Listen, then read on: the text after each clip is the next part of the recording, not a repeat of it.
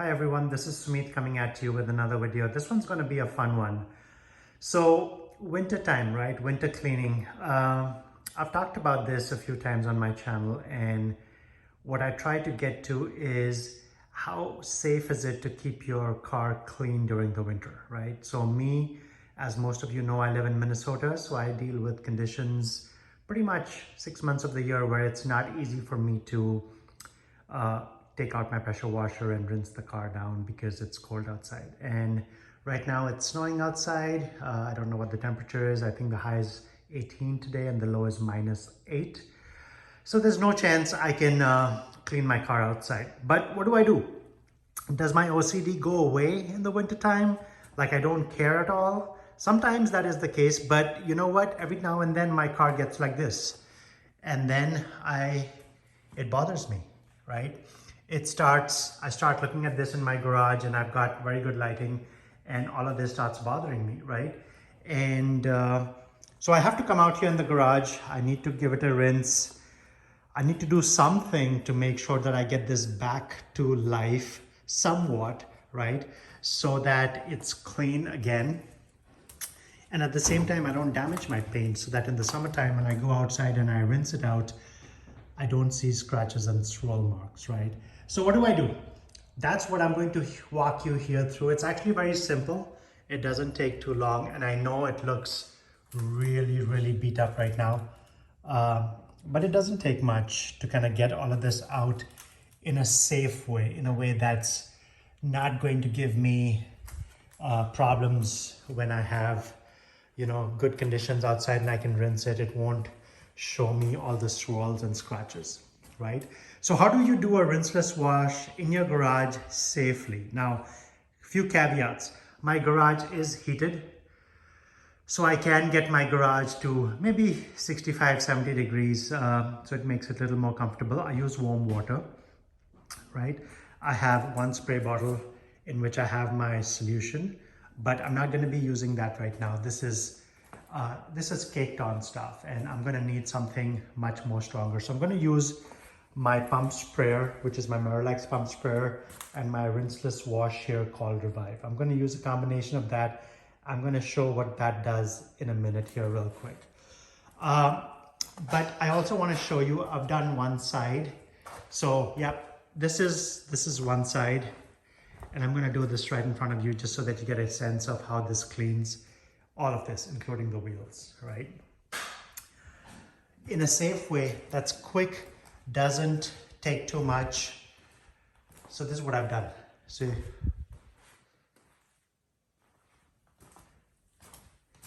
going to shut the door here real quick. I got two of my helpers here. They want to sit in the car for some reason. Can I shut the door? No? You want to sit inside? Okay, I'm going to shut this door, okay? I'll open up the other one. Okay, so this is what it looks like. I'm gonna zoom out a little bit just so that you get a chance to see. That's not bad, right? For what I do here in the winter time, and it's enough. I mean, is it perfect? No, it's not perfect. It's still kind of dirty down there, right? But it's respectable. See, I forgot to do the mirror. So that gives you some kind of a contrast. It's actually good I forgot to do the mirror because it gives you some kind of contrast as to how dirty some of these panels were. And you saw the wheel on the other side. Look at this, right? So what do I need? I need a pump sprayer. I need some towels or a wash mitt. Softer the better. And I'm going to need, basically I'm going to allow the pump sprayer and the rinseless wash to do all the work for me. So here we go. This is going to be fun. And it's actually pretty satisfying to watch as well. So again, my pump sprayer, rinseless wash solution in it, pumped up, ready to go.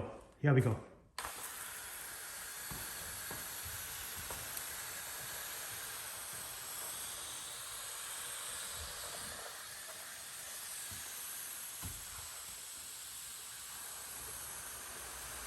Now, notice the dirt is kind of falling to the bottom here.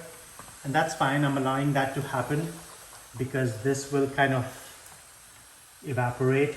And yes, I will have to pull out my tiles in the summertime or the springtime, and I'm going to have to rinse out my tiles. But look at this. Look at this. Look at this.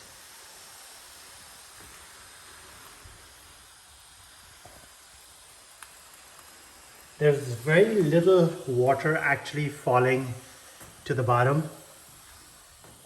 And I'm actually not worried about that as well at all. In fact, the cleaning solution helps a little bit.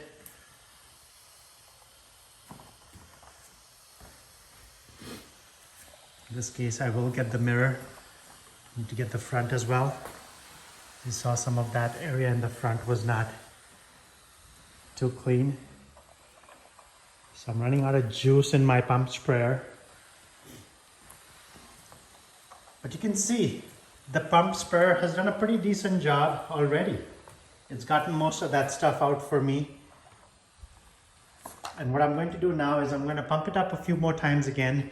I'm going to do the wheels just so that you get a sense of how a dirty wheel like this also gets cleaned up, right? And then I'm going to take a fresh wash mitt or a towel in this case, and I'm going to lightly, very, very lightly go over the surface just so that you can see how we clean that up. So again, I got my pump sprayer ready to go. Watch this.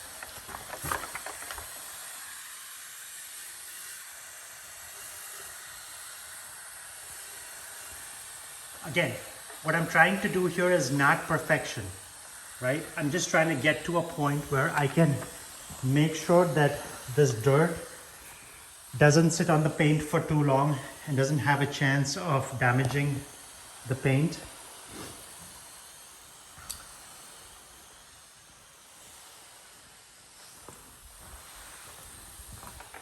You get some of the bottom section, that's the part that gets the most dirty. I'm going to get the back wheel as well.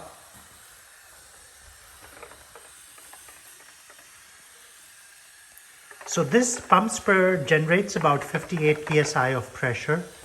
If you have the right cleaning solution in it, that's all you need. I mean, pressure washer is good.